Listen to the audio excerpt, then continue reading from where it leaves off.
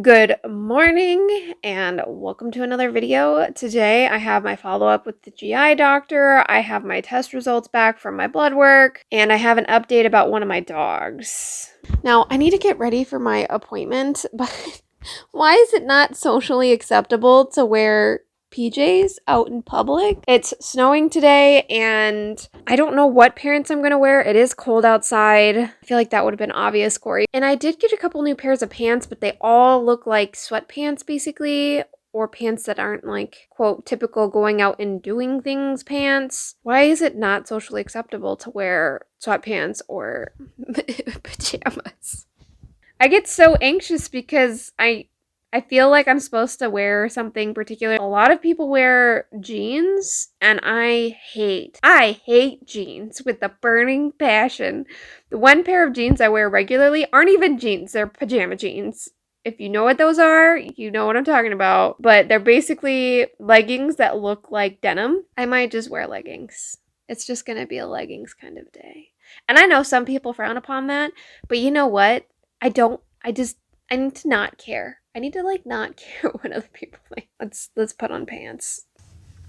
So I just got done with my GI appointments because I'm still having symptoms, just not as bad as they were. It's just my usual IBS symptoms. So she's gonna have me take some extra fiber every day because it sounds counterintuitive, but I'm going to the bathroom every single time I go to the bath. I'm going number 2 every time I go to the bathroom.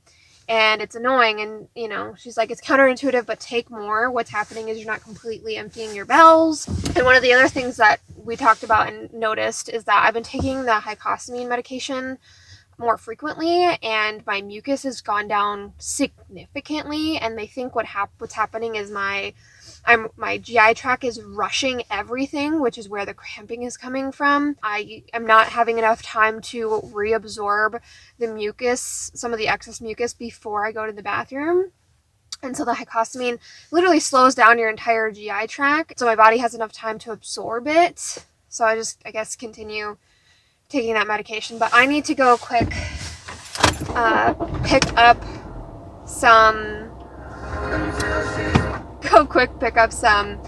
I want to pick up I normally don't do this. I normally just give my dogs random stuff in the fridge, but I have really bad news. My littlest dog, Tater, has heartworm. And I found it out yesterday, and they're trying to confirm. They did the rapid test yesterday. They're confirming with a blood test. I'm hopefully going to get those results here in a couple days. As of right now that I know of, he's heartworm positive, and if I post this video with this portion in, then he definitely is heartworm positive, confirmed by the blood test. He's going to be on a lot of intense medications over the next year, and he's having to take... Okay, let me back up. I had no idea what heartworm is. I knew heartworm existed. I didn't know what it was, how it was transmitted. I had never taken it really that seriously, to be quite honest, because I've had dogs since I was a little kid. We've never had to deal with an issue like this with heartworm before. Tater wasn't acting weird or anything, so I think they caught it early, but essentially what happens is that it's transmitted by mosquitoes. So if a mosquito has heartworm larvae and it bites my dog, it can cause my dog to develop heartworm. It's really, really hard on their heart. It can cause serious injury or death if not treated. So, because it affects, from my understanding, their heart and their lungs, and so I've been told, he's absolutely zero activity, and unfortunately, we're having to give him medication to calm him down, so that way he's not as active, because if you guys have seen any of my videos, he's an extremely active dog, and they said that just puts a lot of strain on his heart, which is already under strain because of the heartworm, so I feel really bad. Poor buddy is just higher than a kite. I want to get him the little pill capsules. You can get little treats that you put a pill in to give to the dog. I normally don't do that, as I said, but he's going to be on medication for a while, and I want him to have an easy way to take it, and I don't have to worry about him not taking it and one of the dogs accidentally taking his medication for heartworm, because his treatment needs to be pretty strict. But I'll talk more about the heartworm situation in a little bit. I need to get going, go quick pick up the capsule pill treat things.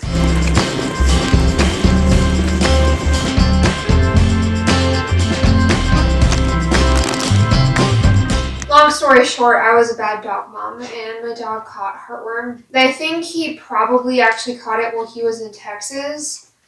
I mean, there's a chance he could have gotten it where I live, but he's a rescue from Texas, and I think he most likely contracted it there because it's more common in the South. He's, as I mentioned, he's on basically a tranquilizer to keep him calmer.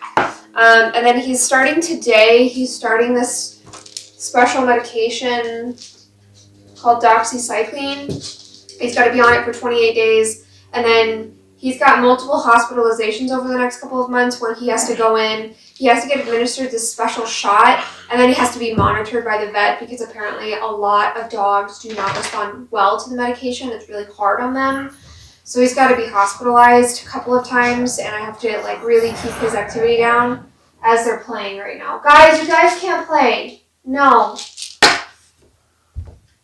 So the medication's helping, but he's still being very active. Sometimes. The vet said if he's too active, I need to call back and they'll give me more medication to sedate him further.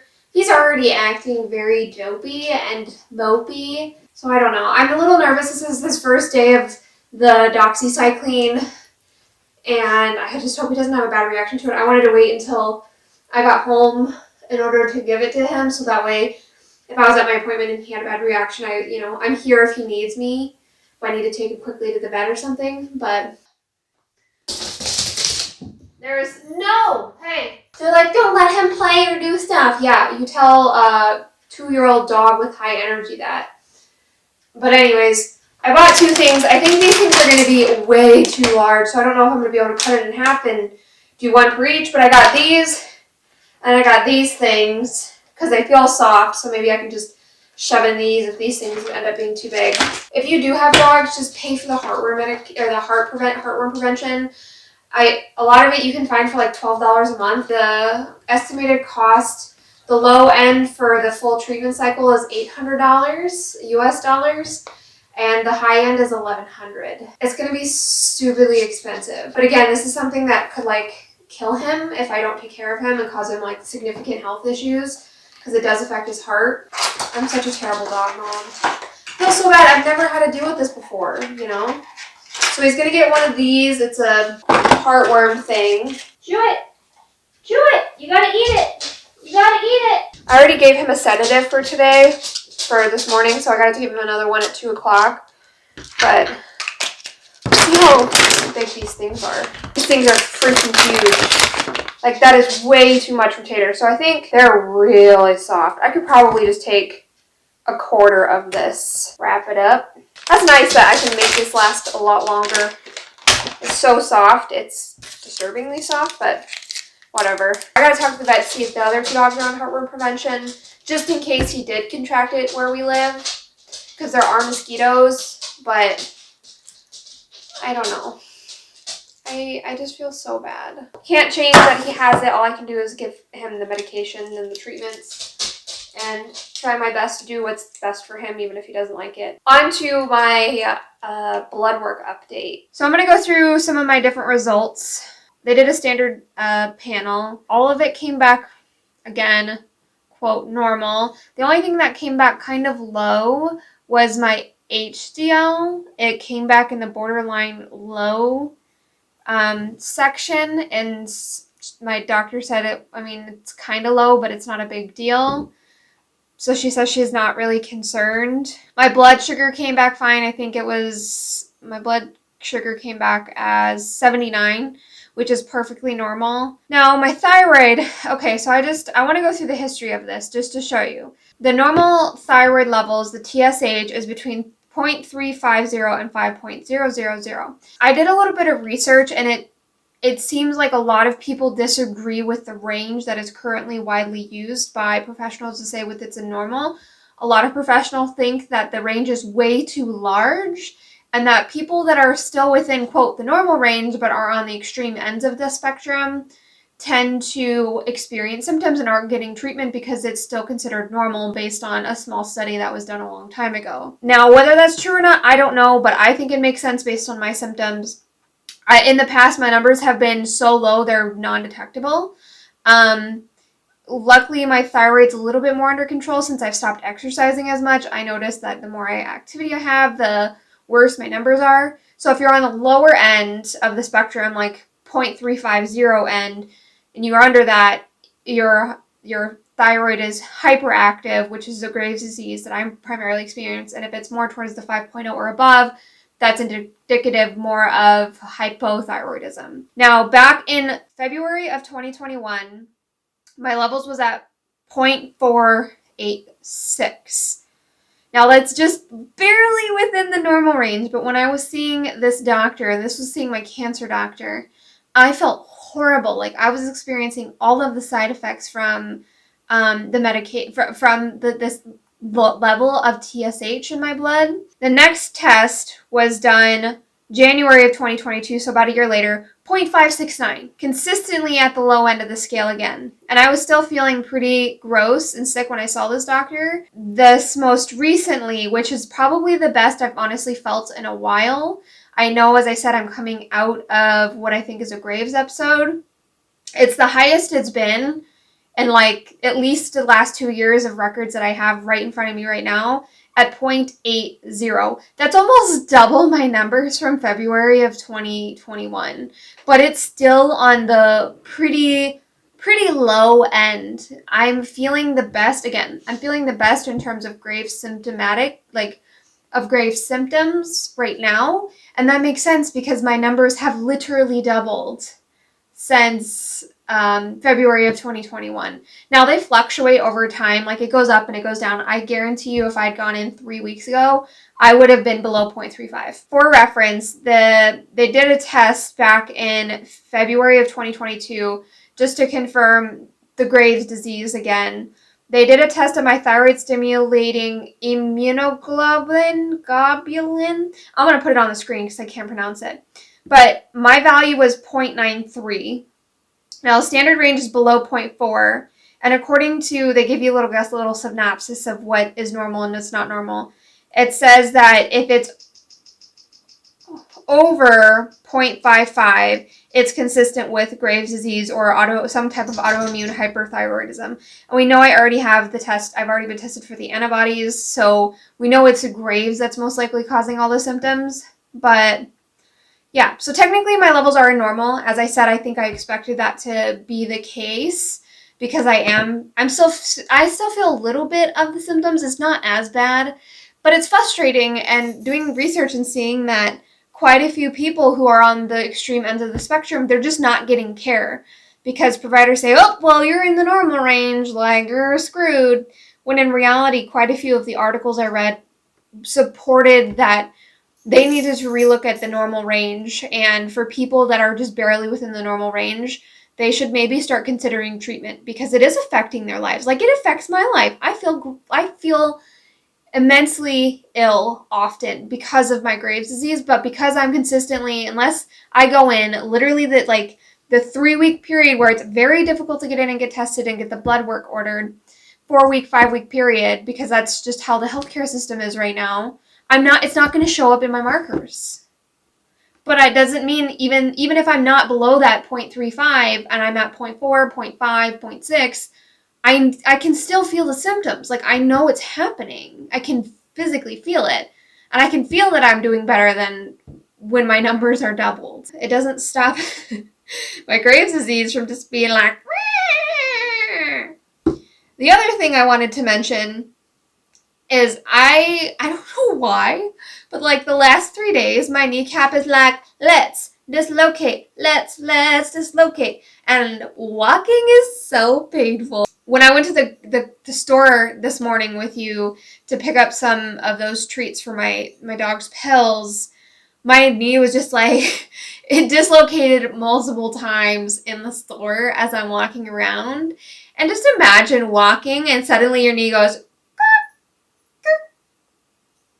couple of steps later,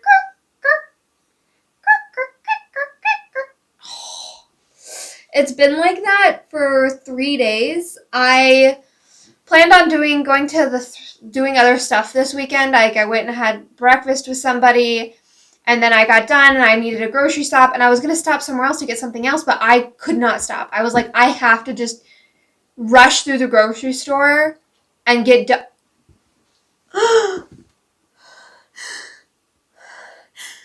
I'm sorry, I was just, oh my God. And I'm having sudden debilitating pain that just happened, that you just saw. Because my knee is dislocating a lot, the more I dislocate it, the more I have these random bouts of suddenly feeling intense pain. Hey, it's time for his next sedative. I'm gonna have to hold on to him so he doesn't, he's not fussy until I give him his next pill. What was I talking about? Oh yeah, dislocating my knee. And so I've been having knee dislocations the last couple of days. When I've been exercising, I've been wearing braces. I've been trying to be diligent about that. I've actually been wearing braces more frequently lately because I know I'm more prone, for some reason, I'm more prone to dislocating in the winter. I don't know why. That's kind of that update for you. Poor Top Man. Oh, gosh. I feel bad for him. I gotta go give him his other sedative. I'm so sorry. Mommy's such a bad doggy mom. But I gotta go get this bud his meds.